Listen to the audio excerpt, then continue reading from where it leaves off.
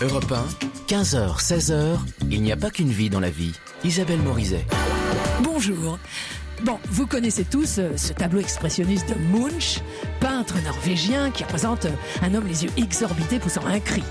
Et oui, jusqu'à présent, Munch, c'était un peintre norvégien précurseur de l'art moderne. Désormais, Munch, c'est une série sur TF1, précurseur, elle aussi, d'un genre nouveau qui casse les codes et portée par une héroïne naturellement norvégienne, oui, puisque ce sont les origines d'Isabelle Nanty. Sauf que, le personnage de ce Munch-là n'a pas d'angoisse existentielle. Non, c'est une avocate punchy et borderline, prête à tout pour arriver à ses fins, sous le regard, parfois, faut le dire, assez consterné, de son associé, joué par l'excellent Lucien Jean-Baptiste.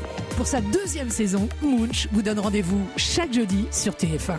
Ça mérite bien une escapade avec Isabelle Nanty et Lucien Jean-Baptiste. Europe 1. Bonjour et bienvenue à tous les deux. Bonjour. Alors, je vous ai entendu un jour, Lucien Jean-Baptiste, citer cette phrase, je crois, de Bernard Giraudot. Vous disiez, vous répétiez, dans un film, faut toujours surprendre le spectateur avec ce qu'il attend. Ah oui, j'avais dit ça. Elle est jolie, cette phrase. J'avais dit ça. Voilà. Or, Munch, c'est une série irrévérencieuse qui casse les codes de la bien-pensance en mêlant les genres, donc les profils, les générations autour d'une héroïne avocate incontrôlable qui craint pas d'appliquer des méthodes peu orthodoxes au nom de ses convictions. Alors, je vous pose la question à tous les deux. Si je reprends cette phrase, donc, dans un film, il faut toujours surprendre le spectateur avec ce qu'il attend. Est-ce que Munch, c'est une série qui surprend le spectateur avec ce que secrètement, vraiment, il attend? Je vous en prie, maître. Non, maître. Répondez, maître. Je ferai rien. Non, c'est vous la bosse. C'est vous la bosse. Non, c'est vous. C'est Munchowski et Bélanger. Donc, prenons-leur des choses et puis Moi, je reste galant. Je suis l'avocate cancre, qui d'ailleurs ne plaide pas. Justement parce que peut-être elle sait pas plaider, elle court après le temps pour éviter cette confrontation ultime qui est le jugement en fait. Est-ce que on surprend les gens avec ce qu'ils attendent? Moi je crois que oui quand même. Oui, Munch, alors c'est vrai que pendant longtemps il y avait que des hommes dans les séries, les avocats, les flics, tout ça, et puis on a mis beaucoup de femmes à l'écran, c'était formidable. Donc quelque part il n'y a rien de nouveau, ça reste une femme dans la lignée des séries, des avocates, des flics, etc. Mais elle nous surprend et il est vrai que nous, tous les jours, quand on se retrouve sur le plateau, c'est toujours la grande surprise. C'est une grande sœur, une copine, une maman qui nous surprend. C'est une petite famille, Munch. Et puis, aussi. Il faut dire aussi que le dossier de presse de TF1 précise que, en fait, l'héroïne est totalement incontrôlable. Vous êtes incontrôlable dans Munch, Isabelle Nanty? Vraiment? Dans Munch, oui, mais pas dans la vie. C'est ça le plaisir, c'est de jouer des personnages qui sont tellement loin de nous. Et en même temps, à qui on donne notre moi fantasmé, celui qu'on n'atteindra jamais, et puis en même temps où on donne aussi de nos secrets et de nos failles. Vous aimez bien charger vos personnages de tous vos petits secrets, n'est-ce pas? Ah ouais, j'aime bien. Il est nécessaire de donner un peu de soi quand même. Mais le courage, c'est pas mon fort. Non, vous êtes une trouillarde? Ah ouais. Ah, moi, je ferai jamais, même pas un tiers de ce que fait Munch. C'est parce que vous jouez si bien, justement, la courageuse, que c'est assez surprenant de l'apprendre. Alors, dans cette série, Munch, vous êtes maître Hubert Bélanger, quinquagénaire très sexy, très policé, homosexuel, qui temporise tous les excès, en fait, de Munch. Donc, mieux que l'associé de Munch, vous êtes son garde-fou, c'est ça? Oui, je suis son alter ego, je suis son clown blanc. Allez là, rire. non, parce que les gens ne savent pas que Lucien Jean-Baptiste est noir. Mais on a dit aujourd'hui, on parle pas de couleur. Oui, je suis son pendant, mais je suis surtout, c'est une longue histoire. J'y ai même pas pensé quand elle dit son clown blanc. Vous savez, non mais à tel point que... Mais je vais vous dire, je vais vous faire une confidence. Quand j'ai reçu le scénario et qu'on m'a parlé de ce rôle, je vois, moi, Hubert Bélanger, 50 ans, homosexuel, la description que vous avez faite. Je dis, mais ce n'est absolument pas moi. Parce que j'ai 32 ans, c'est ça? Ouais. Non, j'ai dit, c'est absolument pas moi. Et en fait, je me suis dit, mais non, mais t'es con, mais au contraire, allons défendre ça. Après, quant à la relation avec Isabelle, dans la série, on voit que l'iceberg, c'est ça la partie visible de l'iceberg. Et ce qui est beau et ce qui rend les personnages attachants et intéressants, c'est qu'on a toute une histoire passée, qu'on s'est racontée, qu'on s'est construite comme ça, et que de temps en temps, ça ressort. Alors, c'est ce que les gens vont découvrir dans les prochains épisodes. Peut-être un amour qui ne s'est pas fait, des choses comme ça. Ça devient, on a des choses en commun, une belle histoire. Ce qui est en fait ce qu'on a découvert dans les nouveaux épisodes, c'est qu'on est un peu parents tous les deux. Munch et Bélanger sont un peu les parents de tout le monde.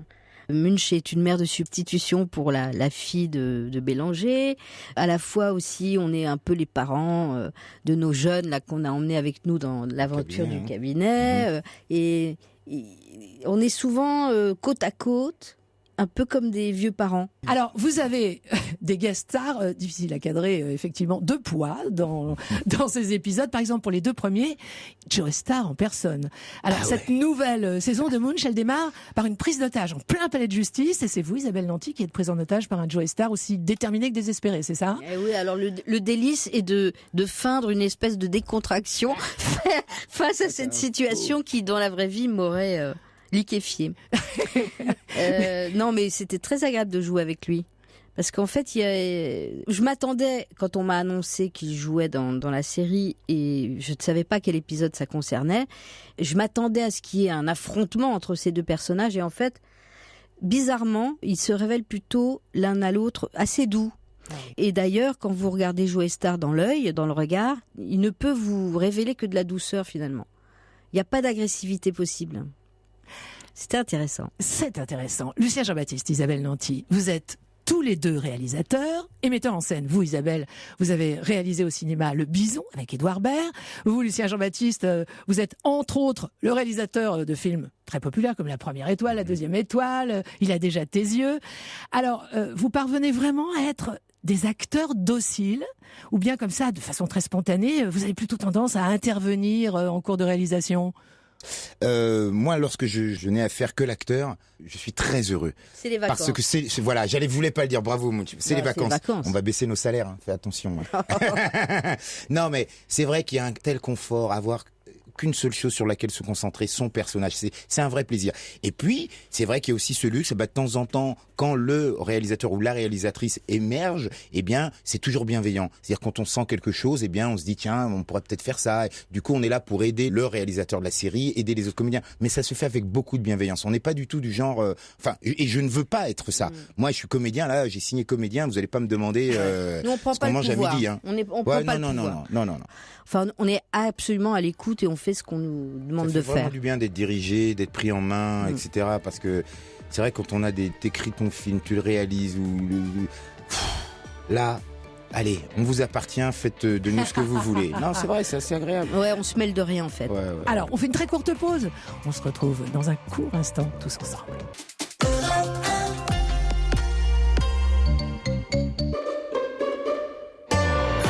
Vous écoutez Il n'y a pas qu'une vie dans la vie. Nous sommes avec Isabelle Morizet jusqu'à 16h sur Europe 1.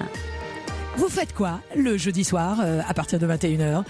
C'est très simple. Vous regardez Munch qui revient sur TF1 pour sa 2e saison avec une équipe de choc menée par les irrésistibles Isabelle Nanty et Lucien Jean-Baptiste. Alors, chère Isabelle Nanty, Lucien Jean-Baptiste, il y a d'étonnantes similitudes dans vos vies et vos parcours. Vous avez tous 2 rêvé de ce métier alors que vos parents n'avaient rien à voir avec le monde artistique. Vous avez tous 2 intégré la fameuse classe libre du cours Florent pour en apprendre les bases. Vous avez tous 2 réalisé vos propres films. Mais surtout, vous avez tous 2 des mères qui sont des héroïnes, en fait, chacune à leur façon, de véritables héroïnes. Alors, Isabelle Nanty, vous pouvez nous raconter d'abord comme ça pourquoi et au nom de quoi et comment, à peine 20 ans, votre maman a quitté seule sa très lointaine Norvège pour arriver dans notre pays qui lui était totalement inconnu. Et oui, et puis à l'époque quand même, dans les années 50, il fallait prendre un train qui n'en finissait pas, qui durait 2 jours. Il fallait, pour ma mère qui n'avait pas d'argent, avoir travaillé pendant 2 mois dans les champs de patates et de fraises pour se payer le voyage. Et tout ça pour aller retrouver mon père dont elle était folle amoureuse et qui ne donnait plus beaucoup de nouvelles. Depuis longtemps Depuis 2 ans. Depuis 2 ans. Alors, ça veut dire que elle avait 18 ans lorsque, n'est-ce pas, il était venu en Norvège. Ouais, même elle était un peu plus jeune. Ouais. Et puis il était reparti. Il lui avait jamais écrit. Si, il avait écrit, mais ça se passait beaucoup, je crois. Et puis il avait surtout dit, la prochaine fois que je viens, je t'emporte dans ma valise. Et elle attendait un peu. Et donc, au lieu d'attendre, elle a travaillé tout l'été et elle a pris le train. Il a dû être incroyablement surpris quand il a vu débarquer sa petite Norvégienne. Ah oui, et une puis valise alors à la il a main. raconté des bobards à ses parents en disant que c'était une amie de mon parrain, qui est devenu mon parrain après, qui était son meilleur ami avec qui il était allé en Norvège, qui avait aussi rencontré une Norvégienne et qui s'est marié avec elle et tout ça, enfin bon bref. Donc il a raconté des bobards, donc finalement elle a débarqué dans la Meuse, dans un petit village de 200 habitants, chez la famille de mon père. Et puis, je crois que mon père s'était confié quand même à mes tantes en disant que... Mais quand il l'a vue descendre du train, elle avait mis un tailleur rouge avec un pull col roulé noir. Elle était très bronzée parce qu'elle avait travaillé tout l'été dans les champs de patates. Et elle avait cette blondeur nordique. Et là, je crois qu'il est tombé à la renverse. Voilà, pour une vie entière. Mais Voilà. elle a donc tout quitté, son pays, sa famille, sa culture, pour vivre à un âge où on peut dire on est encore une enfant, oui. ce qu'elle subodorait être l'amour absolu. Ouais. Et ils sont restés donc 65 ans mariés ensemble et ils sont partis tous les deux la même année, l'année dernière, à 8 mois d'intervalle. C'est-à-dire que quand mon papa est parti, est mort, ma mère a été dépluguée. C'est comme si on l'avait débranchée, elle n'avait plus de moteur, plus d'énergie, plus rien. Et elle est partie 8 mois plus tard. Elle vous a appris à parler le norvégien, votre maman? Alors c'est pas ma mère qui m'a appris, c'est ma grand-mère. Parce que à l'époque, on disait qu'il fallait pas mélanger les langues pour les enfants, c'était très mauvais, etc. Donc maman nous parlait que français. Mais comme ma grand-mère parlait pas français, c'est avec elle que je l'ai appris. Et donc j'ai vraiment appris, en plus un norvégien très spécial parce que ma grand-mère inventait des mots, ma grand-mère transformait les mots, elle était extrêmement marrante. Une artiste. Ah ouais, et donc j'ai appris ce norvégien-là. Hein. Et donc il y a des gens des fois qui se marquent quand je parle parce que je dis des mots qui sont totalement trafiqués par ma grand-mère. La petite musique de la langue norvégienne, ça donne quoi comme ça, juste pour le plaisir? Alors ça dépend des régions, mais nous on vient de Larvik, dans le sud de la Norvège, et donc det synger litt sånn, det er sånn, il y a des collines, des petites falaises, et des petites montagnes, aussi des plaines. C'est Isabelle Nanty. Ja, det snakkes sånn, og når jeg Voilà. snakker norsk, så er det litt sånn, C'est veldig, veldig... magnifique. Je crois que c'est la Non, première Isabelle fois que j'entends Nanty. parler norvégien. Tac, Alors. tac, c'est bien norvégien. Tac. Tac, Yeah. tac. Oui, Voilà. voilà, C'est c'est tac, presque, c'est ça. c'est un joli début. Alors, cher Lucien Jean-Baptiste, votre maman également aïe, aïe. est une héroïne. Car le 25 décembre, ça s'invente pas, le 25 décembre, ouais. 25 décembre 1967, en provenance de la Martinique, votre maman a débarqué à Paris avec ses 6 enfants qu'elle élevait absolument seule, votre papa l'ayant laissé sans revenu depuis 4 ans. Et pour donner la meilleure éducation à ses petits, leur offrir le meilleur départ dans la vie, elle a travaillé comme peu de gens travaillent dans leur vie, 15 heures par jour, en étant en fait à la fois votre père et votre mère. C'est Ah ça? ouais, mais là, vous allez me faire... Waouh, allez. Parce que moi, j'essaye, j'en ai fait des comédies, mais... C'est vrai que voilà, oui, il y a des gens qui à une époque, voilà, elle s'est sacrifiée, c'est une vie de sacrifice. C'est beaucoup de bonheur. Je dis toujours, quand on est arrivé à Paris, on vivait dans une chambre de bonne, pleurons. Non, on vivait, je vais essayer d'être sérieux 5 secondes parce que ça m'émeut toujours. Alors moi, je me planque toujours derrière l'humour, mais je vais essayer de pas me planquer. On vivait dans ces 15 mètres carrés et j'ai toujours appelé ces 15 mètres carrés, ces 15 mètres carrés de bonheur, de chaleur et d'espoir. Parce que, contrairement à ce que pensent beaucoup de gens, quand on arrive ici et qu'on vient de loin, et bien on arrive avec tout cet espoir, on arrive avec un amour pour la France, on a été élevé comme ça et ma mère a eu ce sens du sacrifice pour ses enfants et je la remercierai jamais assez, je lui dois tout et même si parfois c'est assez pesant parce que elle a encore Elle a une forte personnalité. ah hein. oui, elle a encore bon pied bon oeil. Personne ne lui résiste, paraît-il. Non, personne. C'est ce qu'on appelle une machine de guerre. Il paraît que chez elle, il y a les photos de votre maman en compagnie des derniers présidents de la Mais République comment vous qu'on a savez eu. tout ça, Parce vous que dans la foule, elle arrive à toujours se frayer un chemin. mais et c'est poser une à côté femme. d'eux. Non, mais c'est une femme incroyable. Et le C'est- service de sécurité Mais se oui, fait tout le monde petit. se pousse. Vous savez, chaque année, il y a le commémoration, l'esclavage, tout ça. Et elle arrive dès qu'elle voit le président, que ça soit Chirac. Elle a commencé avec Sarkozy, Hollande. Elle dit, monsieur, je veux vous voir. Et puis, personne ne lui résiste. C'est une femme qui s'est toujours battue comme ça. Et vous savez, la première étoile, cette famille d'Antillais qui part au ski, est une histoire vraie. Avant que ce soit des Noirs qui partent au ski, c'est surtout l'histoire de ma mère qui, sans argent, nous a dit, je vous emmène au ski. Et on disait, mais maman, on n'a pas d'argent. Elle disait, mais j'ai réussi à faire 8000 kilomètres pour vous emmener en France. C'est pas 300 kilomètres qui vont me faire peur pour vous emmener au ski. Elle était comme ça, cette femme. Et il est vrai, quand j'ai décidé de changer de vie et de devenir comédien, c'était ma première supportrice. Elle m'a dit, mais non, tu peux le faire, il faut y aller, mon fils. Et c'est ça, ma mère. Et Et souvent, ma mère aime à dire que elle est très heureuse parce que je fais le métier qu'elle aurait voulu faire. Et vous savez, petit, je faisais beaucoup d'imitations, des choses comme ça. Et elle avait repéré que j'avais quelque chose. Et donc, je vous jure que c'est vrai. On vivait dans cette cité, dans le Val-de-Marne, à Bonneuil, Créteil, tout ça. Eh bien, ma mère, vous savez ce qu'elle a fait? Elle s'est débrouillée pour m'inscrire dans une agence de casting à Paris. Et elle venait me chercher, elle quittait ses heures de ménage pour venir me chercher Ce en n'est pas classe. vous qui vous êtes inscrit, c'est votre Non, maman. c'est ma mère. Dans les petits, hein, ça c'était petit. C'est plus tard. Moi, après, donc j'ai grandi en banlieue, mais la banlieue, cette grande broyeuse, m'a éloigné de mes rêves. Voilà, j'aime dire aussi que souvent en banlieue, on enterre nos rêves de gosse dans les terrains vagues. C'est ce que j'ai fait comme de nombreux jeunes. Et puis à 30 ans, j'ai déterré tout ça. Mais ma mère avait senti que j'avais quelque chose. Et alors malheureusement. Quand on repère des talents chez les enfants, alors quand on est de milieu défavorisé, il n'est pas toujours évident de leur donner les moyens de s'épanouir. Mais on a mis le temps et puis on y est arrivé. Je la remercierai jamais assez pour ça. Donc elle est méga fière là. Peut-être trop parfois. Parfois trop. Europe C'est en compagnie d'Isabelle Nanty et de Lucien Jean-Baptiste qu'on chemine cet après-midi, tous deux héros de la nouvelle série qui revient sur TF1, Munch, mais cet après-midi. Lucien et Isabelle sont tout à nous. Allez, on s'interrompt un court instant, on se retrouve tout de suite.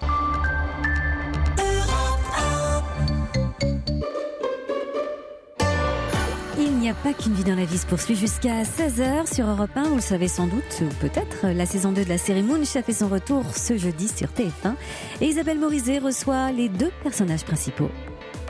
Isabelle Nanty et Lucien Jean-Baptiste, les héros de Munch, sont cet après-midi mes invités et c'est vraiment épatant. Alors, chère Isabelle Nanty, des champs, des fermes, des rivières, des forêts, vous avez eu une enfance, j'ai envie de dire, rousseauiste, élevée en pleine nature, en Lorraine.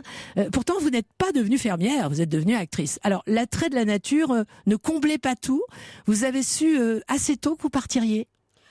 Oui, essentiellement pour le mauvais temps. À cause du mauvais temps. C'est-à-dire que l'hiver en Meuse, j'ai retrouvé ça une fois à Charleroi. À Charleroi, un jour j'ai tourné et j'ai eu un rideau de pluie pendant 3 jours sans discontinuer. J'ai dit ça existe encore. Donc dans l'Est, c'est les arbres mouillé, humide, noir, c'est la petite bruine qui tombe là tout le temps. Et franchement, ça c'était insupportable. Bon, par nos contre, amis de l'Est, les étés, si vous nous entendez, non, par comme contre dit les Michel étés, Drucker. Les étés. non mais attention. les étés, le printemps là-bas, c'est ce qu'il y a de plus beau. Hein. Bon, quel métier exerçait votre papa? Alors mon papa était marchand de bois. Et puis de père en fils, il plantait des forêts qui coupaient aussi en passant. Mais bon, les forêts étaient toujours pleines, on va dire. Bon, vous étiez une enfant heureuse, Isabelle Nanty, mais j'ai appris ça souffrant de dyslexie, avec paraît-il un petit cheveu sur la langue, et même souffrant de dyscalculie, l'impossibilité de compter. Donc J'étais vous dispensée étiez, de maths, moi. voilà, incroyable, dispensée Ouais. de maths au collège. Bah, d'habitude, j'aurais bien aimé aussi être dispensée de sport, mais je pouvais pas être dispensée de tout. Mais vous les expliquez comment, ces phobies? Ben, j'étais dyspraxique aussi un peu parce que j'ai voulu faire des claquettes et j'étais pas coordonnée. Et la guitare, j'ai eu beaucoup de mal à coordonner la main droite et la main gauche. Quant au piano, ça a été, je suis restée à la méthode Rose pendant 5-6 ans. Au bout d'un moment, on a jeté l'éponge. Donc, je sais pas, je crois que c'est parce que je n'étais pas consciente d'être 10, comme on dit. C'est comme les gens qui disent ils ne savaient pas que c'était impossible qu'ils l'ont fait. Alors c'est un peu mon cas en fait. En plus après j'ai été 10 style Ben. Donc j'ai tous les 10 en fait. Tous les 10 sur 10, moi Et je vous donne. 10 Moi, sur je vous 10 donne si 10 on est- sur 10. Voilà. Bon, vous, Lucien Jean-Baptiste, vous avez grandi dans un paysage infiniment moins bucolique que la campagne lorraine, puisque vous avez poussé entre les HLM de la cité de Bonneuil, Ouais. mais surtout Que je quand salue. que vous saluez. Salut les Bonneuillois. Vous dites que quand vous aviez 13, 14, 15 ans, bien évidemment, il n'y avait pas de Omar Sy, il n'y avait pas Ouais. de Jamel Debbouze comme repère auquel s'identifier. Oui. Donc ça a été beaucoup plus complexe quand même de vivre l'adolescence qui a été la vôtre à l'époque où vous l'avez vécue à Bonneuil, plutôt qu'en 2018. Oui, c'est vrai que par rapport au fait de l'envie de devenir comédien, c'est quelque chose qui est passé complètement à la trappe parce que je me disais, tu peux pas réussir. Tu regardes, t'allumais ta télé, t'allais au théâtre, il y avait pas de noir. Alors il y avait Greg Germain un petit peu qui arrivait dans la série Médecin de nuit, mais tu disais, je peux pas manger avec ça. Donc c'est vrai que tous tes rêves, comme j'aime dire, tu les enterres dans les terrains vagues. Et puis c'est plus tard que ça revenait. Mais en revanche, j'ai des bons souvenirs de la banlieue. Parce que moi, j'ai connu la banlieue à une époque pleine d'espoir. J'appelais ça les Nations Unies. On était tous là, heureux, en bas, toutes ces habitations toutes neuves, etc. Et c'est après que ça a commencé à se dégrader, que c'est devenu un petit peu triste. On avait des bacs à sable, des terrains vagues pour jouer. On avait plein de choses. On était très unis, tous ensemble. Et puis après, ça s'est dégradé. Enfin bon. Vous avez été champion de France de lutte, Lucien Jean-Baptiste. Ouais. Et ils allaient tous au football. C'est un peu comme une métaphore parce que c'est un palmarès au premier et au second degré. Vous avez beaucoup lutté pour justement que les rêves se réalisent et en même temps, à l'époque, la Fédération française de lutte avait un slogan: un jeune qui lutte aujourd'hui est un homme pour demain. Moi, je rigolais. C'est une connerie. Et finalement, ils avaient bien raison. Non, ce qui s'est passé, pourquoi j'ai fait de la lutte? Moi, je devais faire football, comme tous les Antillais. Voilà, tu fais du football ou de l'athlétisme. Et ma mère a tardé à me donner l'argent. Et donc, quand j'ai eu les 100 francs pour m'inscrire, c'était trop tard. Et j'ai un petit copain qui m'a dit, viens faire de la lutte. Et j'ai adoré ça. Je pouvais, n'ayant pas de père, je me bagarrais beaucoup aussi. J'étais un petit garçon très turbulent. Et dès qu'on me disait noiro, machin, paf, j'avais une espèce de colère. Et puis, j'ai aimé ça et je suis devenu champion de France de lutte. Voilà. Et puis, vous avez passé un BTS en publicité plutôt que tenter des castings pour le cinéma. Oui. J'ai passé le bac, un pauvre bac, G3. Et puis après, je suis allé à la fac comme les copains. J'ai fait c'était un DUG AES, je sais même pas ce que c'était. Et puis je me suis dit non, il va falloir être sérieux. Et puis moi, je voyais la comédie. Tu sais, je regardais les écoles de théâtre. Je disais oh là là, c'est trop cher tout ça. Et puis j'ai dit non, fais de la pub, du business, ça marchera bien. Et je voulais devenir concepteur-rédacteur, écrire des jolis slogans. Ce que j'ai fait un tout petit peu, mon femme. Ce que vous avez fait. Europe 1. Vous, Isabelle Nanty, vous avez quitté à 18 ans votre Lorraine natale pour filer droit vers votre rêve, le cours Florent, à Paris. Cours que, en fait, n'a osé intégrer Lucien Jean-Baptiste que vers l'âge de 31-32 ans. Ouais. Mais bon, c'est une autre histoire que vont nous conter les héros de Munch, la nouvelle série TF1. Dans un court instant, on se retrouve tout de suite.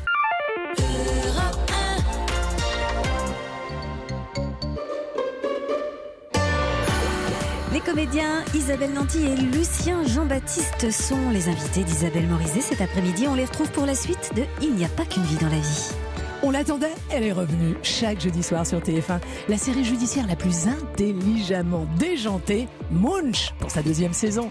Alors, chère Isabelle Nanty, vous qui êtes restée dans les mémoires de beaucoup d'apprentis comédiens, devenus des stars depuis, comme le prof mythique de la classe libre du cours Florent, vous avez eu comme élève aussi bien Jean-Paul Rouve qu'Édouard Baird.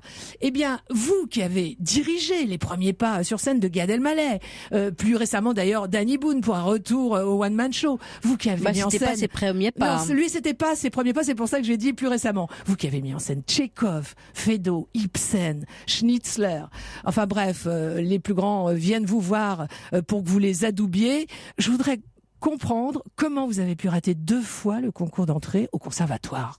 Je devais pas être bonne, hein. Comme c'est un concours, il y avait des gens forcément meilleurs que moi. Mais vous n'avez pas raté que le conservatoire? Il y a eu la Rue Blanche, il y a eu Strasbourg. Mais non, mais ce qu'il y a, c'est que je me sois acharnée comme ça, c'est tellement idiot. J'ai raté 2 fois le conservatoire, 2 fois la Rue Blanche, 2 fois l'école de Chéreau. Donc après, j'ai eu la classe libre que j'avais passée déjà 2 fois avant de l'avoir finalement la 3e fois. Donc non, ça laisse des traces dans le sens où vous vous dites en fait j'ai pas ma place. Oui, vous dites que finalement tous ces jurys-là ont raison. Ben oui, c'est une trace indélébile. Hein. C'est-à-dire que moi j'arrive sur un plateau de cinéma j'arrive, je me sens pas du tout. Je me dis, je sens que ça va être merdique. Si j'ai un acteur en face de moi qui a plusieurs années de plus que moi, je me dis oh là là, il doit me trouver, mais tellement pas à ma place. Isabelle Nanty, vous êtes en train de nous dire qu'en 2018, vous ressentez toujours. Les tourments de l'illégitimité. Ouais. J'ai des suées, mais c'est indélébile. Donc c'est débile d'avoir passé de m'être acharné à ce point-là, et c'est pourquoi quand moi j'ai été prof, je pense, dit à chacun qu'ils devaient faire leur propre voie, qu'ils devaient créer leur propre chemin et non pas être en attente des institutions et d'une reconnaissance des pairs. Et c'est pour ça que j'ai adoré la première fois que j'ai vu Édouard Baird ou la première fois que j'ai vu Pierre-François Martin Laval, j'ai adoré. Ils étaient déjà comme ils sont aujourd'hui. En fait, c'était des natures, c'était des gens extrêmement libres. Ils étaient déjà ça. Et je me suis dit, bon, eux, ils n'ont pas besoin de trouver un cadre existant. Le cadre n'existe pas pour eux. Mais donc, peut-être n'aviez-vous pas besoin, vous non plus, à Oui, cette mais- époque-là de cadre existant. C'est-à-dire qu'on se voit pas, nous. Enfin bon, moi j'ai eu la chance d'être emmenée par la main par plein de gens. Oui, parce que vous avez donc intégré la fameuse classe libre du Voilà. cours Florent, et Donc puis j'ai- très vite d'ailleurs Francis Huster Voilà, vous a sollicité pour faire des mises en scène incroyablement prestigieuses, par exemple le Cid. Enfin, Non, non.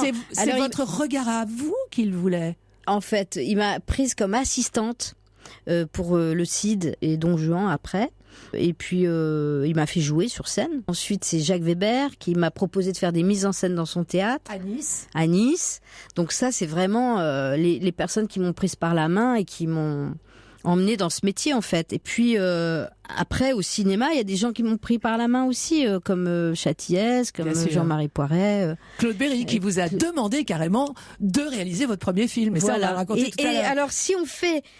Parce que des fois, quand je vois les gens remercier, etc., je me dis, mais en fait, tout est une espèce de chaîne. C'est-à-dire, moi, par exemple, j'ai connu Claude Berry grâce à Alain Chabat. Ouais. J'ai connu Jean-Pierre Jeunet grâce à Claudie Hossard. Que j'ai connu Claudie Hossard grâce à Jacques Weber. Mais Et ça donc, fonctionne souvent ainsi, ce métier. Donc, il n'y a pas un maillon de cette chaîne qui ne m'a pas amené à aujourd'hui, en fait. Alors, je reste un moment sur cette fameuse classe libre du cours Florent. Quand vous l'avez intégrée, donc, sur les bancs étaient installés autour de vous Vincent Lindon, Noam Lvovsky, Agnès Jaoui, et puis il y avait une rousse, voilà, qui brûlait déjà d'un feu intérieur. Il y avait Mylène Farmer. Quelle comédienne était-elle, Mylène, au cours Florent? Super comédienne. D'abord, alors, il faut dire que tout le monde était amoureux d'elle. Elle était extrêmement émouvante, assez drôle. Elle est toujours très drôle. Hein. Dans la vie, c'est quelqu'un qui est extrêmement proche, impliqué, drôle et qui s'intéresse aux autres, pas du tout égocentré, etc. Donc, elle était comme ça. Et à chaque fois qu'elle jouait, c'était magnifique. Elle a même fait Zézette dans un atelier de. Attendez, ça c'est un scoop. Elle avait même Mylène Farmer jouant Zézette. du Père Noël est une ordure dans un atelier et dans lequel jouait aussi Thierry Mugler. Alors, vous, Lucien Jean-Baptiste, la classe libre du cours Florent, vous l'avez intégrée à un âge, j'ai presque envie de dire canonique, pour un élève, excusez-moi, 31 ans, car vous avez eu une vie avant. Et même une vie d'homme d'affaires. Ouais. En fait, vous avez monté une boîte de merchandising et comme vous travailliez dans l'événementiel, vous fabriquiez des produits dérivés pour des artistes ou pour des sportifs qui étaient vos clients parce que vous avez passé 10 ans dans l'événementiel en bossant par exemple avec le Palais Omnisport de Bercy. Oui. Après mon BTS de pub, je faisais mon job d'été, d'étudiant, c'était je vendais les programmes, les t-shirts, etc. Et puis il y a la patronne de cette boîte qui me dit, oh, toi t'es bien dynamique et tout ça. Et je lui dis oui, mais moi je voudrais faire de la pub. Et elle me dit, moi je cherche quelqu'un, un directeur, pour s'occuper, gérer tout ça. Et donc j'ai bossé un tout petit peu en agence et je me suis retrouvé pendant 6 ans donc à bosser au Palais Omnisport de Paris-Bercy pour vendre tous les produits, organiser les ventes de tous ces produits dérivés pour tous les artistes qui venaient du monde entier, aux artistes français ou des événements sportifs. Et après j'ai monté ma propre société, car Lucien Jean-Baptiste, c'est un Jean-Baptiste.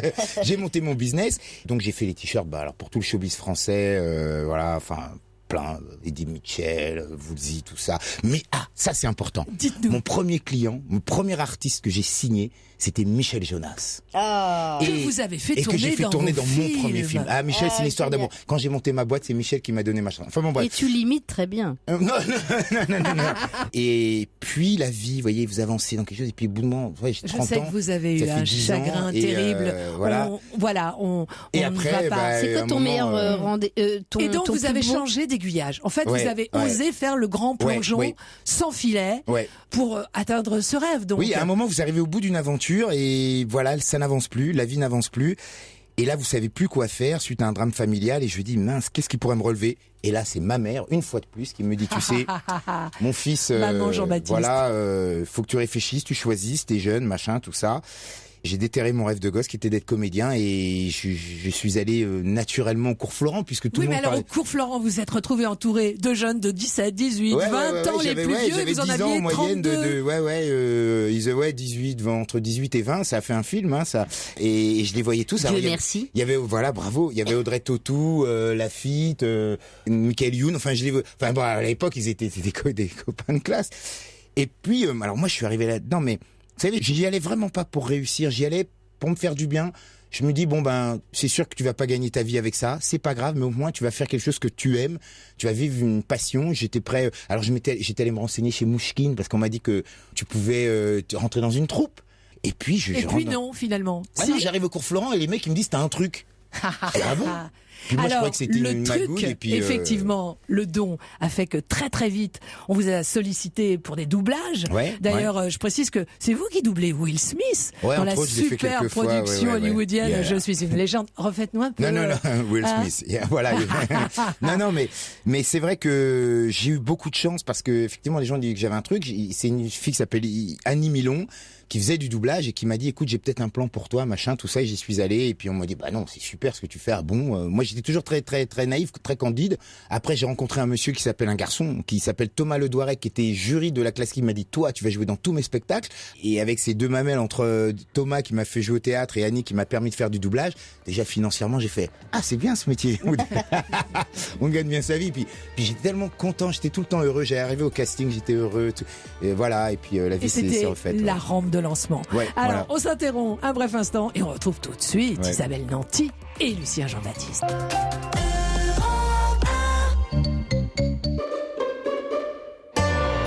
Le week-end de 15h à 16h, Isabelle Morizet s'entretient avec ses invités et retrace leur parcours. Vous écoutez, il n'y a pas qu'une vie dans la vie.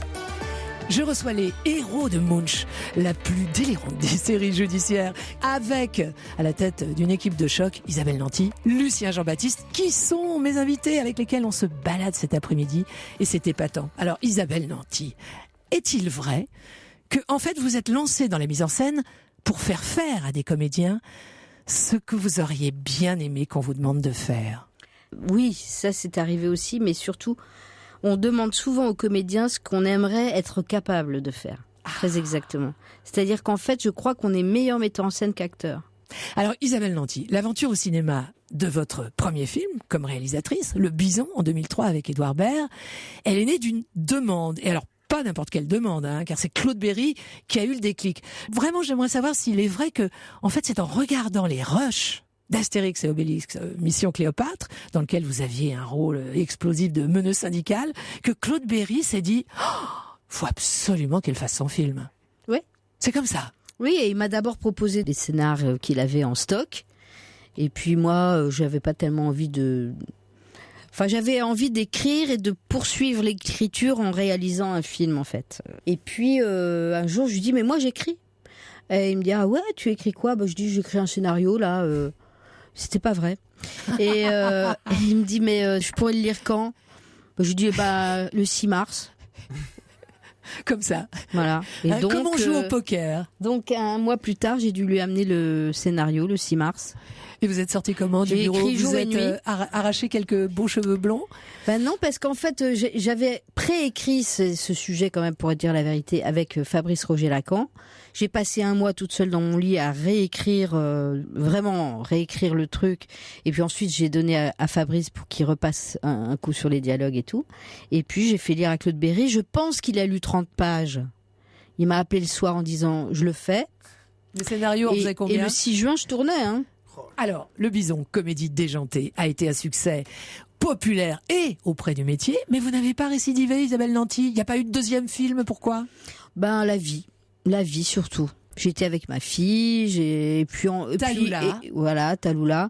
Et puis aussi, j'ai essayé d'en écrire des films, mais ils n'ont pas été financés, Et là, je vais réessayer d'écrire un film pour le faire l'année prochaine, mais peut-être il se financera pas non plus. Enfin, c'est l'eau des scénars qui sont des mots sur du papier et qui parfois n'arrivent pas à être transformés en autre chose que ça. Lucien Jean-Baptiste, vous, parallèlement à votre carrière d'acteur, vous avez désormais une vraie carrière de cinéaste, puisque votre premier film, La Première Étoile, est sorti en 2009. Donc, comédie hilarante, en partie autobiographique, d'une famille antillaise en vacances au sport d'hiver. Alors, énorme succès en salle. Vous avez récidivé.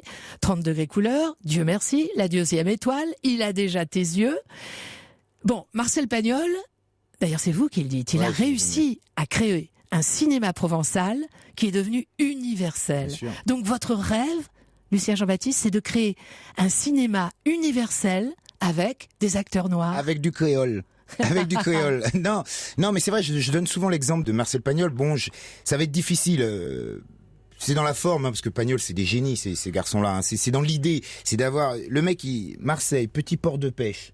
Voilà, bon, accent marseillais. Aujourd'hui, on dirait non, Coco, l'accent, tout ça. Eh ben, il a réussi à raconter ses petites histoires et à embrasser la plaine. Et moi, je me dis, voilà, petit bout, la Martinique, mon petit village, Rivière-Salée. Salut vos habitants de Rivière-Salée. Je me dis mais ce serait tellement formidable si voilà on arrivait à amener un petit peu d'épices dans le cinéma français comme ça et puis que ça devienne un truc universel. Après bon vous savez que, bien sûr vous savez Martin Luther King il disait quand je me bats pour les Noirs en fait je me bats pour tous les hommes. Mais bien sûr, ben oui parce que c'est ça qui est intéressant. Moi je m'en fous. Vous savez je redis ça mais quand les gens me disent la première étoile c'est l'histoire d'une famille de Noirs qui part au ski, je dis mais non c'est pas ça du tout. C'est l'histoire d'un père qui a fait une promesse à ses enfants et qu'il doit tenir. Et c'est là où bon, je m'amuse avec ça. Je suis malin, hein, vous voyez, il faut être malin. Mais c'est comme ça que je traite les choses. Et Pagnol, eh bien, avec son accent, il a pas mis que des parties de pétanque. Vous réalisez, Lucien Jean-Baptiste, mais vous produisez également vos films avec la société Zamba Productions. Vous avez créé en 2010. Ça fait quand même beaucoup de vie à mener en parallèle. Hein. Non, parce qu'il y a mon épouse, que je salue. non. Il a beaucoup de chance avec les femmes. Entre sa mère il est bien épaulé. Mais non, il y a un moment, il faut... si vous voulez faire avancer les choses, il faut avoir un peu le contrôle des choses.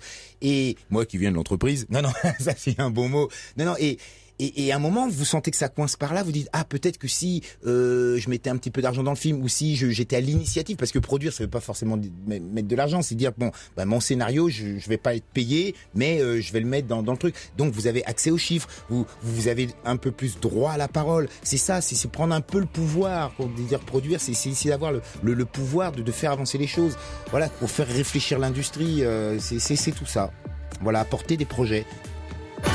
Europe 1. Ils sont formidables, mes invités. On se retrouve tout de suite avec Isabelle Nanty et Lucien Jean-Baptiste.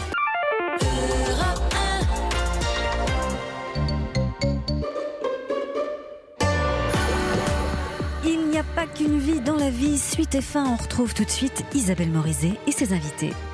C'est en compagnie d'Isabelle Nanty et Lucien Jean-Baptiste, héros de Munch, qui revient pour sa 2e saison sur TF1. Donc jeudi à 21h, que nous baladons cet après-midi. Alors je pose la question à tous les deux. C'est une science inexacte, le succès? Très inexacte? Ou le public a toujours raison? Non, je crois Non. On fait un métier complètement irrationnel et inexact. C'est pour ça que c'est absurde un peu de vouloir le codifier. Tous les exemples de succès sont basés sur un truc qui n'était pas attendu en fait. Pas vrai? Enfin, beaucoup. Il y a des belles œuvres qui fonctionnent ou des œuvres nulles. Les gens se précipitent. Il y a une espèce de grande loterie comme ça. Après, c'est à vous d'être en accord avec. Voilà, moi j'ai des films qui ont très bien marché, d'autres qui n'ont pas marché du tout, mais aucun de ces enfants, je n'ai pas à rougir. J'aurais un peu de mal, mais enfin bon. Non, enfin, j'aime tous mes films et ceux qui ont marché, ceux qui ont moins bien marché. Le box-office, pour moi, n'est pas le critère. Voilà, les films que j'ai faits, j'étais en harmonie, j'étais en accord avec moi-même. C'est d'avoir réussi à important. Réaliser ce que, en fait, vous projetiez dans votre tête. Alors, Isabelle Nanty, vous avez un jour confié que, peut-être à 25 ans, vous auriez dû aller voir un psy. Le succès ne répare pas. En fait, moi j'aime bien regarder dans les cafés ou m'asseoir à des tables avec des gens que je connais pas et tout ça, et à toutes les tables ou à toute personne à qui vous allez vous adresser, tout le monde a une histoire. Moi je ne connais pas personnellement des gens qui ont des vies qui sont des longs fleuves tranquilles où tout est bon pour eux et tout ça. Donc partant de là, c'est quand même assez extraordinaire, on est tous des survivants. C'est un exploit de se lever le matin. D'ailleurs, j'ai beaucoup de respect pour les gens qui n'y arrivent pas, parce que c'est eux qui ont raison. En fait, tous les dépressifs, tout ça, je les comprends complètement, parce qu'il faut avoir une force dingue, en fait, pour vivre. Je pense que moi, je ne vis que la vie. Hein. Le métier, je le vis comme une récréation, comme une distraction, mais en rien, ça ne vient... Mais alors, vous la puisez où, cette énergie phénoménale qui embarque tout le monde? Moi, ce que j'aime, c'est rencontrer les gens, en fait. Mais je vivrais la même chose. Donc, vous faites le métier d'actrice pour rencontrer les gens? Ouais, uniquement. Uniquement. Et la rencontre se fait pas toujours. Mais c'est pas grave. Alors, cette énergie de vie, Isabelle Nanty, est-ce qu'elle vous vient de votre papa, qui avait cette expression que je trouve absolument magnifique? Passe devant et suis-moi. Ah oui, je crois. Je crois qu'elle me vient de la détermination de ma mère et de l'hyperactivité de ma mère, car ma mère était hyperactive. C'est-à-dire, mon père, le soir arrivait, il s'allongeait dans le canapé, et ma mère était debout du matin au soir. Donc, j'ai les deux en moi. J'aime beaucoup la position allongée. Et je suis aussi dans l'action. Mon père, il était très, très fantaisiste. Je crois que... Il aurait aimé faire votre métier. Il aurait aimé être artiste. Je lui ai dit, il n'y a pas si longtemps, je lui ai dit, tu aurais été mon enfant, tu n'aurais pas fait le métier que tu as fait. Voilà. Et ma tante m'a dit, il y a quelques jours, elle m'a dit, mais ton père, il voulait faire Sciences Po, et il écrivait merveilleusement bien, il était très drôle. Voilà. Mais je pense qu'il a réussi sa vie quand même, parce que tout ce qu'il était, ce que je viens de vous dire, il l'était dans la vie. Et donc, les gens l'ont aimé pour ça. C'était pas des gens dont la position sociale ou le statut social était... Enfin, la chose la plus importante. Ce qui était le plus important pour eux, c'était qui ils étaient et comment ils vivaient avec les gens qu'ils aimaient. Et je crois que c'est ça qu'ils m'ont appris. Voilà, ils vous ont transmis ces repères-là, ces références-là. Bon, désormais, chaque jeudi soir sur TF1, on vous retrouve tous les deux, Isabelle Nanty, Lucien Jean-Baptiste, pour la nouvelle saison ainsi de que Munch, nos collègues. ainsi que vos collègues dont on va répéter les noms. Aurélien Vic, Paloma Coquin Et Tom Villa. Voilà. L'avocate la plus incontrôlable de tout le barreau français, mais qu'on aimerait tant avoir dans son carnet d'adresses, c'est donc vous. Et il y a des guests de poids. On a cité au début de cette conversation de Joe Star, mais il y a également Stéphane Guillon. Le méchant. Ah oui, on peut pas tout dévoiler. Méchant. Faut pas tout dévoiler. Non. Faut pas tout dévoiler. Ah, Faut pas tout dévoiler. Stéphane. Ah, c'était chouette de jouer avec lui aussi, hein, parce que c'est tellement nuancé, c'est tellement inventé sur le moment, surprenant. Il est très inspiré, Stéphane. C'est créatif. Créatif. Et récréatif. Alors, vous savez que si chaque jeudi soir sur la Une, vous donnez rendez-vous, comme pour la première saison d'ailleurs, à près de 6 millions de personnes, déjà vous n'allez plus vous quitter tous les deux, mais les auteurs vont devoir se remettre dardard au travail pour une saison 3, non ? Ah, on verra. Oui. Il y a les deux conditions, c'est bon, il y en a trois, même c'est le succès. Et puis moi, il y en a une fondamentale, c'est qu'Isabelle soit là. Et la troisième, c'est que ce soit super bien écrit. Parce que on a la chance d'avoir pas mal de boulot, des projets, etc. Et c'est vrai qu'à chaque fois, pour l'instant, Munch nous a emportés. Et bien, il y aura une troisième saison si, les paramètres sont là. J'ai dit une bêtise, Plavot ? Ah non. Bon. Il en est où, Lucien Jean-Baptiste, le projet d'adaptation en série, puisqu'on parle télé justement de votre film. Ah oui, il a déjà tes yeux. Oui, ça y est. Alors, je vais chez la concurrence. Chez France 2, on devrait tourner à partir du mois de mars, voilà. Et Isabelle Nanty, sort quand ce film dont vous partagez l'affiche avec Gérard Depardieu, dirigé par votre frère de cœur, Pierre-François Martin Laval ? Absolument. Fahim, c'est l'histoire de ce jeune réfugié bangladais qui avait gagné le championnat de France d'échecs junior, que j'ai rencontré en vrai. Mais là, on a tourné avec des acteurs et il sort l'année prochaine, je crois. L'année prochaine. Ouais. Bon, en 2019. Avec l'année prochaine, c'est début du tournage du deuxième film réalisé par Isabelle Nanty. Attention, je pense. On est nombreux à l'avoir entendu. Attention. Bon, c'est sûr. Munch, qui a démarré le 25 octobre sur TF1, va faire un carton absolument infernal et explosif, comme l'a été la première saison. C'était formidable de se promener cet après-midi comme ça avec vous. Merci pour les belles personnes que vous êtes. Merci de votre générosité. En plus, je dis à nos amis auditeurs qu'ils se sont pris par les épaules, comme ça ils ont un sourire absolument rayonnant. Parce qu'on peut pas vous prendre par les épaules, sinon vous seriez avec nous aussi. On ferait une ronde. Allez, et merci de nous avoir reçus. On vous adore, Isabelle. Merci beaucoup. À très vite. Voilà, c'était Il n'y a pas qu'une vie dans la vie, émission réécoutée en replay ou en podcast, bien sûr sur europe1.fr. Et puis on retrouvera Isabelle Morizet demain de 15h à 16h, toujours sur Europe 1. Elle recevra l'un des grands paroliers français qui a fait chanter Christophe, Dalida, Tiefen, Johnny, Bachung, Eddie Mitchell, Jean-Louis Aubert, Marianne Faithfull et même Kanye West. C'est Boris Bergman. Dans un instant, place à Laurence Boccolini et ses invités. On va jouer.